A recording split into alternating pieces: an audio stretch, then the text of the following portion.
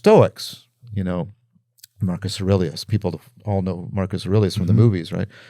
And Marcus Aurelius, what the Stoics said is, look, the problem is what we set our hearts on, what we identify with, right? Like we're always assuming and assigning identities. For example, right now I'm assuming the identity of this academic person. I'm assigning an identity to you, but this isn't the identity I would have with my partner when I go home at night. Right. That would be weird, right? And I wouldn't assign Sarah, are you going to interview me now? Right? Yeah. That's weird, right? And so we're always assuming and assigning identities, and we're doing this in this interlocking manner, that agent arena way. But here's the thing: most of the time we do this unconsciously. We do it mindlessly, automatically, reactively, and so we identify with the wrong things. And so what the Stoics said is, I know your viewers can't see, I'm drawing a horizontal line. We identify with horizontal things. We identify with trying to extend our life, have more fame, have more power. And they said, that's ultimately doomed. You're pitting yourself against the universe. The universe is going to crush you. Yeah. Instead, go vertical. Seneca said, even when you're painted into a corner, you can jump into the sky. So the vertical is, don't try and get the most extension of your life. Try and get the greatest depth. There's a book. Wow, that's so powerful. That's really, really cool. Yeah, and so you live that, and you try and realize that now. They did this in... Even when you're painted in a corner, you can jump into the sky. Yeah. And so things people can do when they feel like they're painted into a corner, they can help somebody else. That creates probably some... and they can get more in touch. They can, and this is helping other people. Service is definitely a way to do this. They can get... Think about this as I mentioned earlier. People don't want a flat world; they want a world with depth and height to it. And you can touch the depths of reality and the heights of reality. And of course, you can do this with mindfulness practices and other kinds of practices. And I'm just thinking, because I get a lot of questions. People ask me like, "Hey, man, I'm in a tough spot right now.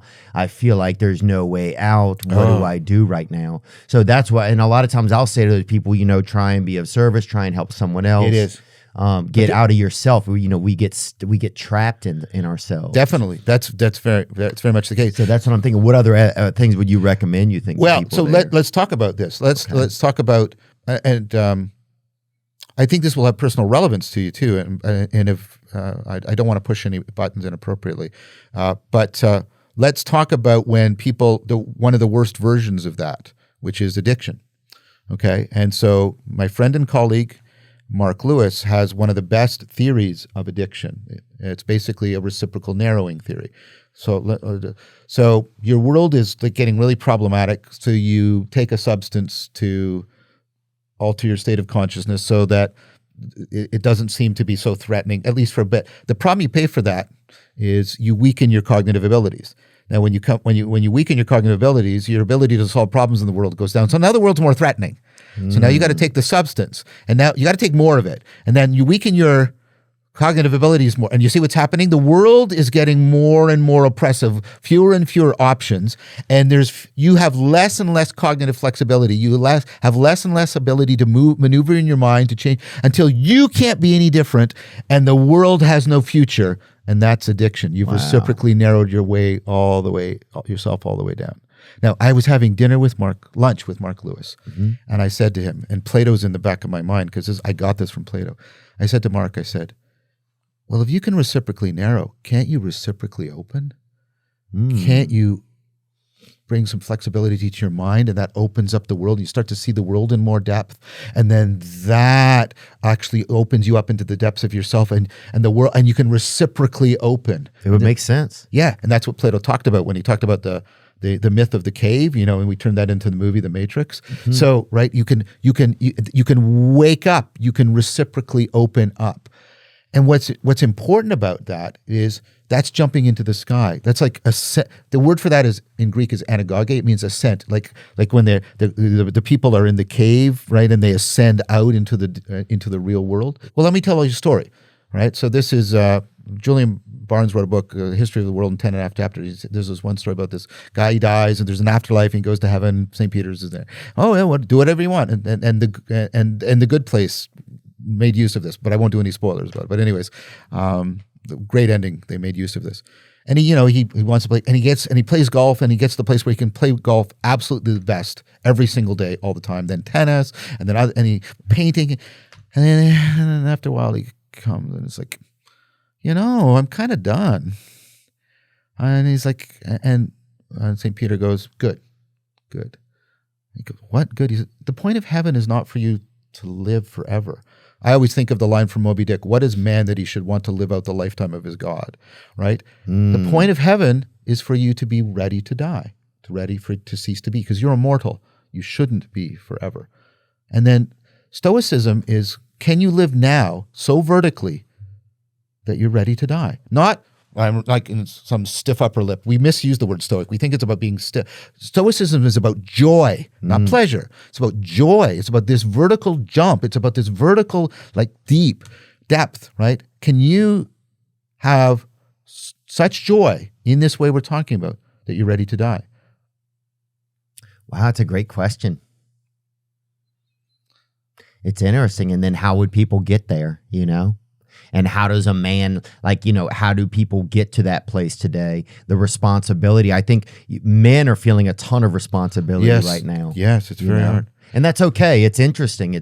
That's what's being brought on by the world and by society. I think men are realizing that they have to be the, I don't know if it's the ruler of their kingdom, but they have to really start to step up and be a leader in their home and in their environment.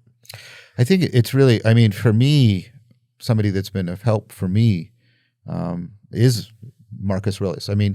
So he's a great Stoic philosopher, but he was also the Roman Empire. He runs the whole Roman Empire. He's the last and perhaps the greatest of the 5 good emperors. And he said something that you have to really let it reverberate inside of you, because it really he said many things. If you read the meditation, he was chatty kind of. Yeah. Thank God. Yes. Well, the meditations aren't written to anybody else. They're actually written to him. Yeah, they're written to himself. Wow. So he's doing a spiritual practice, and this is a practice you can do, by the way, and it starts to work. Mm-hmm. But one of the things he wrote to himself, he said, "It's possible to be happy even in a palace."